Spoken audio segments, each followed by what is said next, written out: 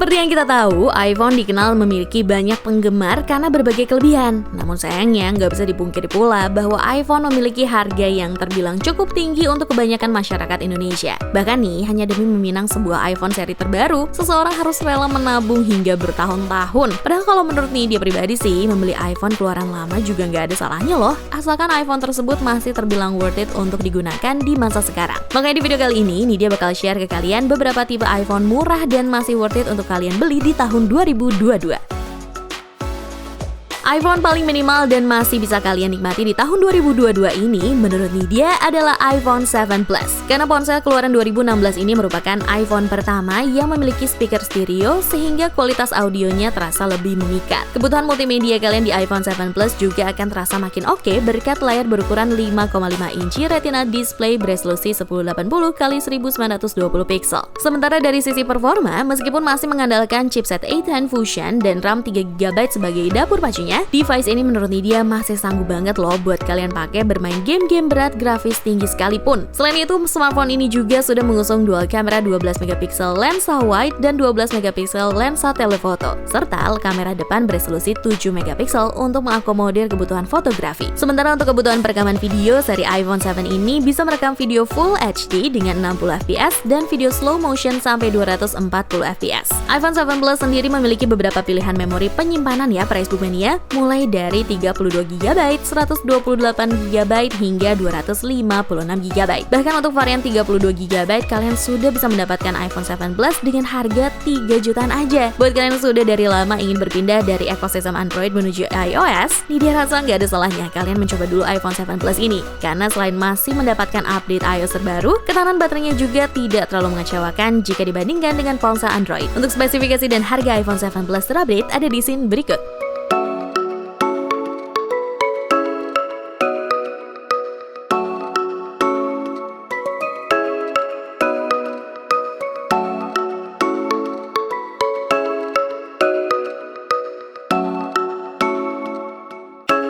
Kalau misalkan kalian masih merasa iPhone 7 Plus sedikit kurang powerful, kalian bisa sedikit naik kelas ke iPhone 8 Plus. Nah, kalau kita bandingkan iPhone 8 Plus ini dengan iPhone 7 Plus tadi, kelebihan fisik yang paling terasa dari ponsel ini adalah dari material bodinya yang lebih mewah dan berkilau. Sementara untuk sektor fisik lainnya memang terasa sangat identik dengan iPhone 7 Plus, mulai dari dimensi layarnya yang meskipun lebih besar, namun perbedaannya hanya beberapa milimeter aja. Terus dari sisi penempatan dan spesifikasi kameranya pun masih terlihat sama, dengan dua kamera di belakang beresolusi 12MP serta kamera selfie 7MP. Namun kalau kita berpindah ke sektor jeroannya, kali ini iPhone 8 Plus udah menggunakan dapur pacu yang lebih kekinian, yaitu chipset A11 Bionic dibandingkan dengan iPhone 7 Plus yang masih menggunakan chipset A10 Fusion. Sayangnya untuk baterai dari iPhone 8 Plus ini justru sedikit lebih kecil ya price boomania, karena cuma dibekali dengan kapasitas 2675 mAh. Meskipun rasanya ngepas banget, tapi kalau misalkan kalian nggak sering pakai HP ini untuk main game, ketahanan baterainya masih sanggup kok menemani aktivitas kalian seharian. Untuk spesifikasi dan harga iPhone 8 Plus terupdate ada di scene berikut.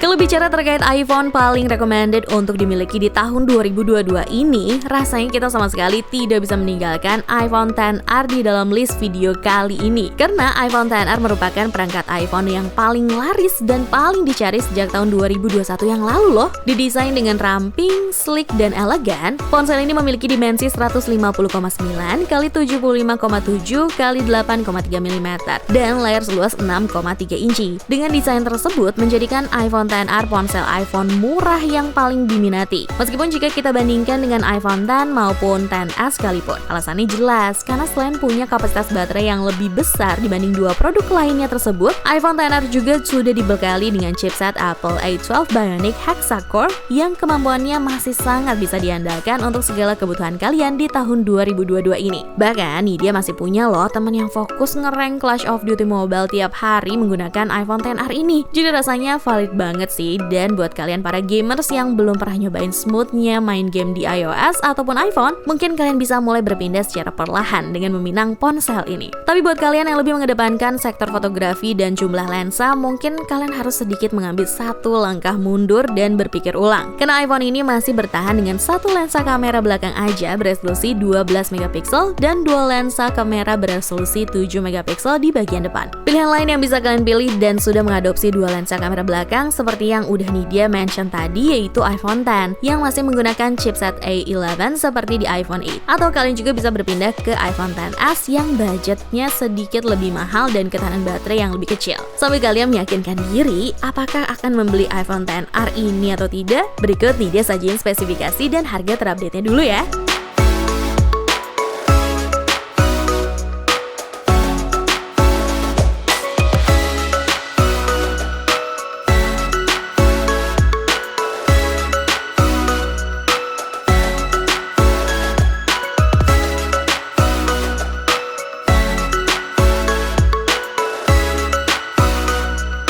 Masih ada nggak sih di antara kalian yang lebih suka desain HP yang compact alias kecil? Kalau masih ada, maka kalian akan lebih cocok untuk meminang iPhone SE 2020.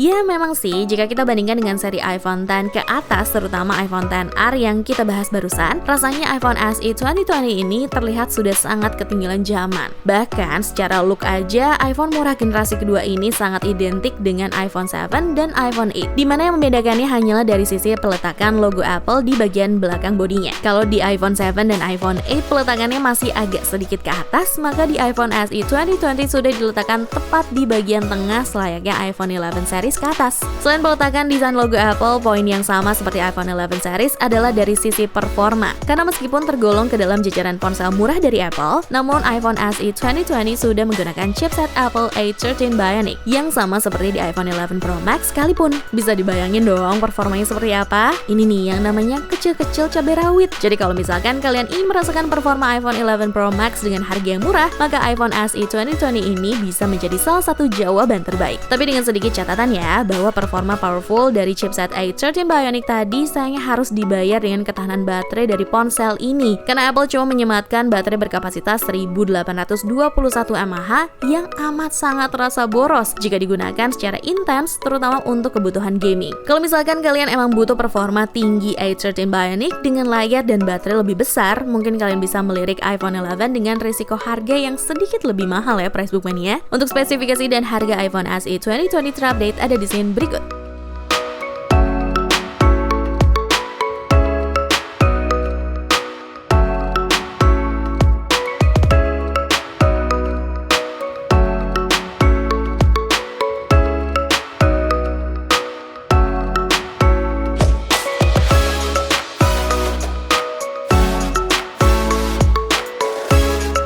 Sebelum kita masuk ke produk terakhir, seperti biasa nih, Nidia mau ngingetin ke kalian bahwa kedepannya kita akan terus membahas tentang beragam produk terbaik dan menarik hanya di channel YouTube Price Book. Terus buat kalian yang kepo sama produk yang Nidia rekomendasiin di video ini, kalian juga bisa cek info dan harga terlengkapnya dengan cara cek link di kolom deskripsi di bawah ya. Dan kalau misalkan ada yang sempat ketinggalan dengan beragam info dari Nidia, ada baiknya kalian subscribe channel YouTube Price Book dan main-main ke playlist daftar produk terbaik. Cobalah!